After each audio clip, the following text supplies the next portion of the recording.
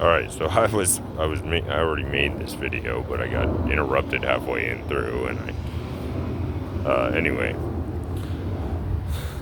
may have already made a video saying that I got thrown in the clink for 3 weeks. I was in the hole on what I consider to be a simple drug possession violation.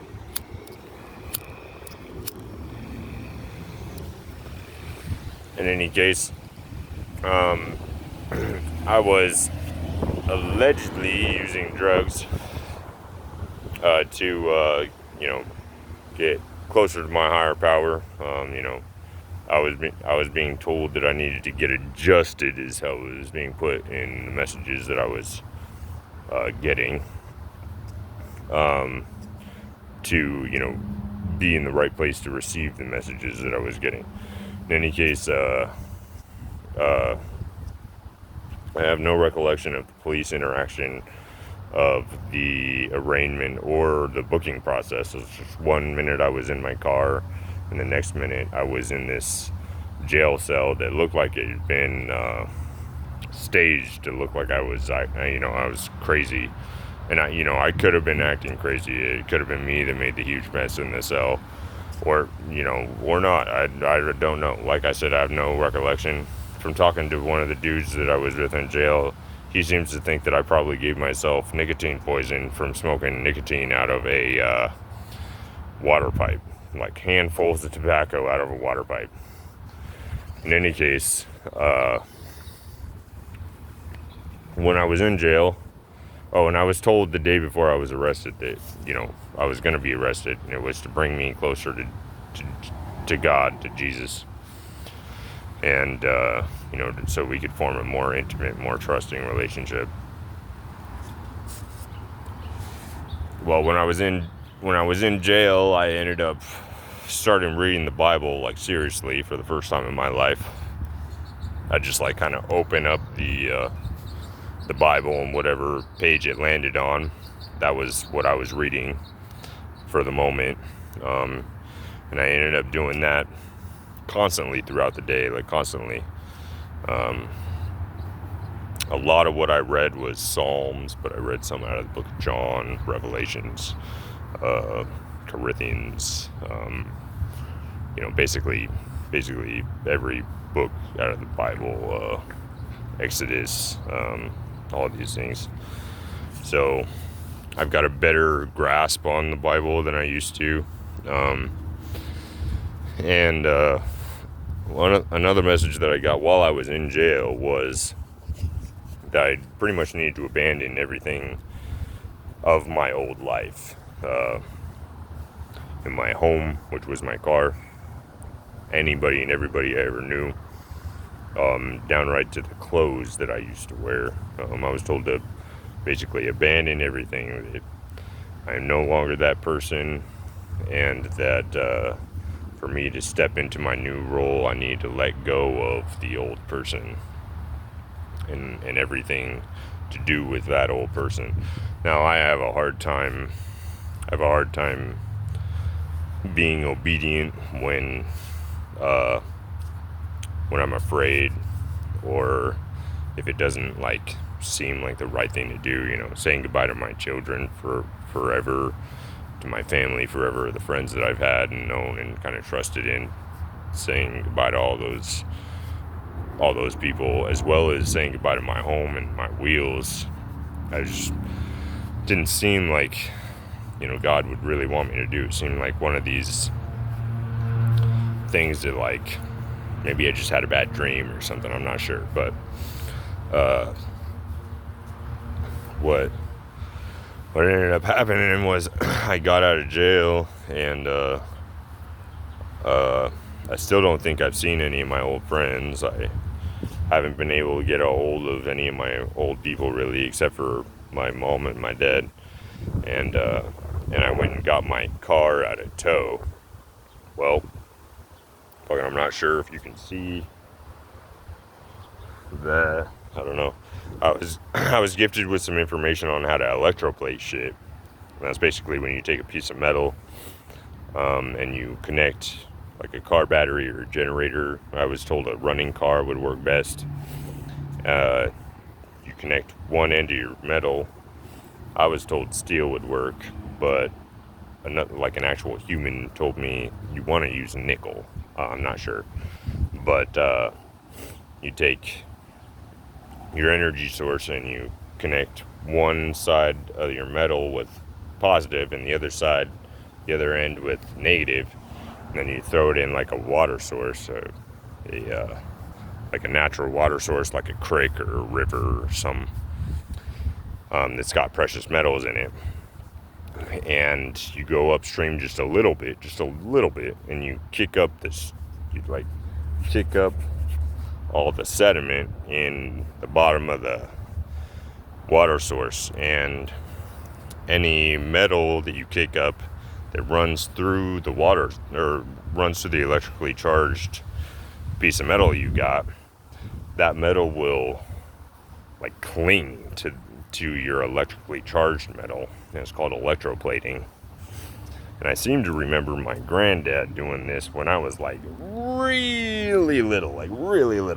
I seem to remember him doing this. But in any case, me and this new friend I met, we were headed up to Arrow Rock area over by the reservoir in Ada County, Idaho. Well, I think the reservoir is technically in Boise County, Idaho. Anyway, I like reached over and like glanced just for a second to grab a bottle of water when I was on Arrow Rock Road. And when I look up, my car was halfway up off the road. And first I like tried to turn back into the road until I realized this was not going to work and my car was going to flip. So I started to turn into the incline, and go down. So I probably, if it would have worked, I probably would have went head first into the water, into the reservoir.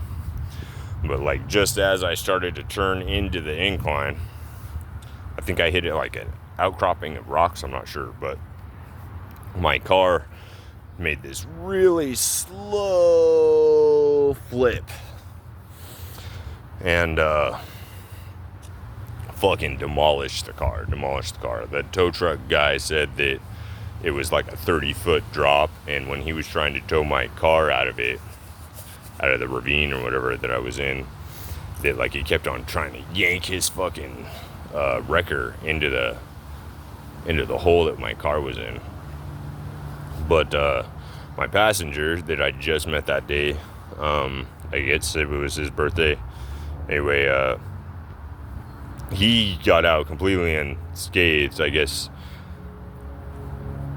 he didn't even have like a scratch on him or anything. Me, I got like a huge gash on my head. Not sure. And I got a bit of road rash on this shoulder, and I bruised up my leg pretty bad. But other than that, I'm alright. I didn't even get a concussion, I guess. But, fucking didn't listen to God. And he took my wheels away. He said, I told you fucking not to go back to your home. So I like really am homeless right now. But I came to the revelation that, dude, I know how to harvest gold.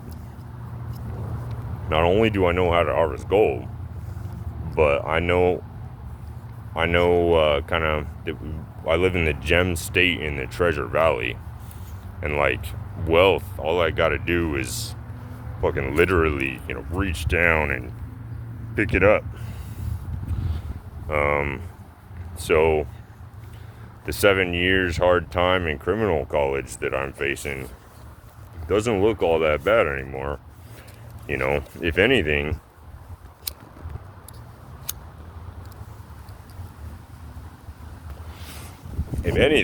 I'm going to go in there and figure out exactly how and what I need to do to make the drugs that I like to do. And the drugs that like make me feel like I am in direct presence with the Lord, our Savior, He who is, I am that I am. And so I have the knowledge to create those drugs, and I have the knowledge to, have unlimited wealth, basically. with very minimal work. So, I'm going to fight this case tooth and nail. I already asked for an evidentiary hearing, so hopefully it'll get thrown out.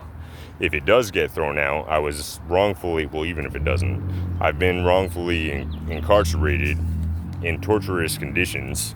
If you go look up a manual on torture, like, jail is the first step.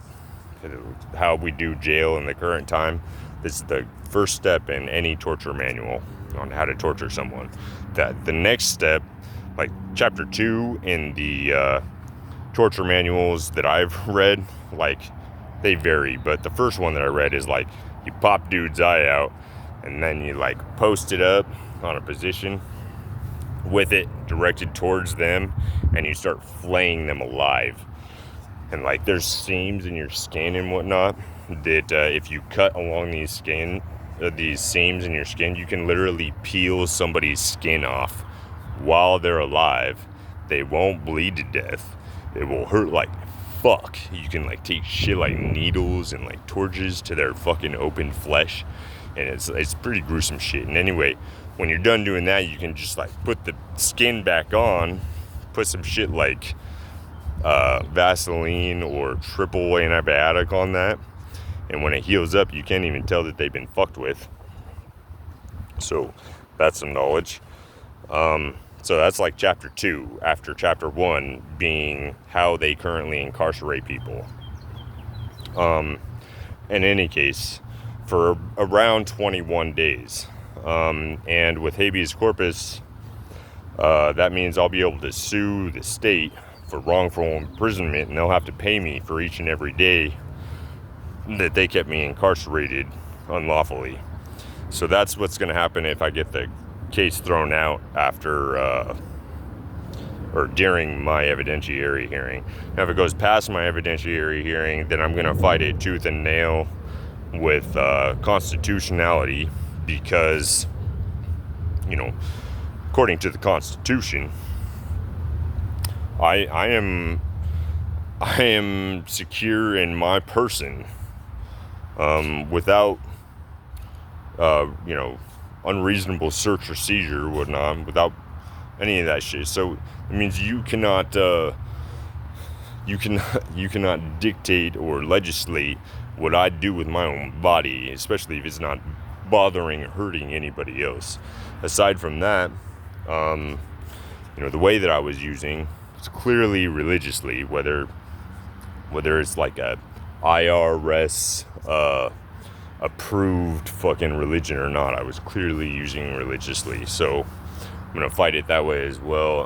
There are a few other arguments that I have against my case, because it was a felony possession of methamphetamine with intent to use, and then they got me with a misdemeanor paraphernalia charge for having an ashtray made out of a fucking license plate, even though I'd never used that license plate for drugs in any fucking fashion. They tried to charge me with misdemeanor. Well, they did charge me with misdemeanor. They're trying to fucking convict me on misdemeanor charges for that shit, which is bullshit.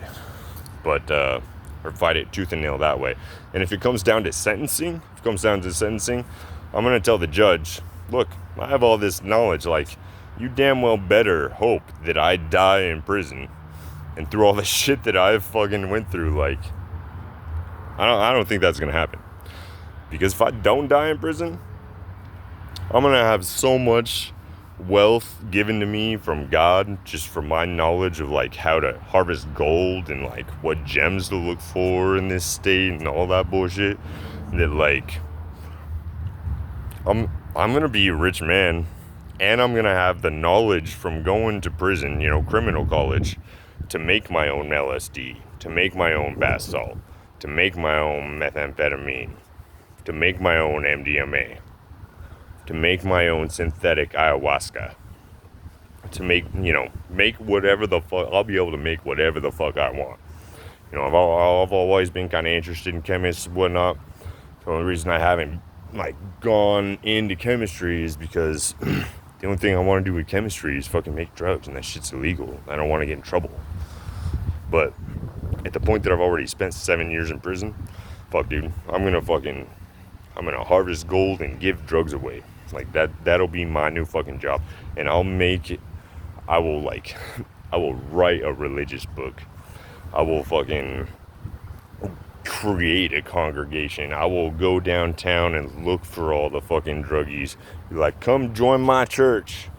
Fucking, it's time to give knowledge to the people, spirituality to the people. Fucking, like, sure, dude, I'll play your game. I'll play your fucking game. This unconstitutional war on people called the war on drugs, which is also the second prohibition. That's another point I'm going to make in court, is the first prohibition, for it to be legal, had to have a constitutional amendment added, to the Bill of Rights. So where's our constitutional amendment saying that this prohibition is legal? It's not there, which means it's illegal. Also, the drug scale, fucking, what is it called? How they like designate drugs by the drug classing system, like that is completely arbitrary. And marijuana was deemed as completely useless as far as medical uses go. And it's medical marijuana in almost every single fucking state in America nowadays. So like, that scale is proven to be arbitrary. In any case, I'm hoping to set precedent here. The state is going to be lucky if they decide to throw out my case and have to pay me upwards of $30,000 for wrongfully incarcerating me for 20 days or more. That's the best case scenario for the state, because if this goes any farther than that, like, some fucking dues are gonna be paid, man, in the name of the Lord. In the name of the Lord. But yeah, dropped 30 feet off a road into a ravine, landed upside down, and all I got was a little gash on my head, man. I don't even have a concussion. I don't have any broken bones. Like, God's got my back, for real. I'm not worried about anything at this point. I'm like, I've come to the conclusion that I'm not allowed to leave this world. The only way that I can leave this world is like, if I use a knife, a gun, or a rope on myself, and that shit's not gonna happen. In any other case, I may be bruised or battered a little bit, but I'm gonna live through. So I'm not worried about nothing at this point. Not worried about nothing. Fucking all the gang stalking I've been through, people coming at me with allegations that I'm fucking narcissistic, or that I'm trying to get at people, or all that bullshit, like, and like, man, the life that I've lived in. Oh yeah, I'm gonna start writing a book. I'm gonna get started on that, like, seriously, tonight. I already have a few pages that I wrote in jail, but like, and then I need to start writing that religious book, and then like hidden knowledges book, and fucking like, I've got a whole lot of shit that I need to write, and I'm gonna start doing that tonight. But yeah, dude, just keep on being given profound knowledge, profound truths, and purpose, more purpose, day after day, more purpose. It's just cray-cray, just straight cray-cray. And I like, every day, I used to wake up every day thinking, God damn it, this again, fuck this again. Like, God damn, still here, really? And now every day I wake up and I'm like, I got shit to do. There is work to be done. And I'm ready to do it. So, come on, state, come on. Let's have this trial. I want to have this jury trial that's going to cost you upwards of $60,000 for a simple drug possession charge. I want to have this trial. You're not going to scare me with 7 years in prison. I want to have that education. I really want to learn how to make my own LSD, dude. I'm tired of paying upwards of $10 a tab, Fucking, I want to learn how to make my own methamphetamine. I'm tired of paying upwards of $10 a point of a gram, Fuck you guys. Fuck all you guys. And that's with love. Like, you guys need to learn up. You guys need to love up. You need to learn up. You need to have some compassion and some understanding, and stop incarcerating addicts for being addicts, you know? How about you go incarcerate the human traffickers, the sex traffickers? How about you go incarcerate the hired murderers of the world, you know? How about stop waging illegal wars in foreign soil for our sons and daughters to go die, you know, with no justice, no consequence? How about you actually take care of our veterans that end up being mentally unstable from being part of these fucking illegal wars on foreign soil? How about, instead of just casting them aside like fucking trash on the side of the road, you fucking help them recover mentally, emotionally, and physically, you know?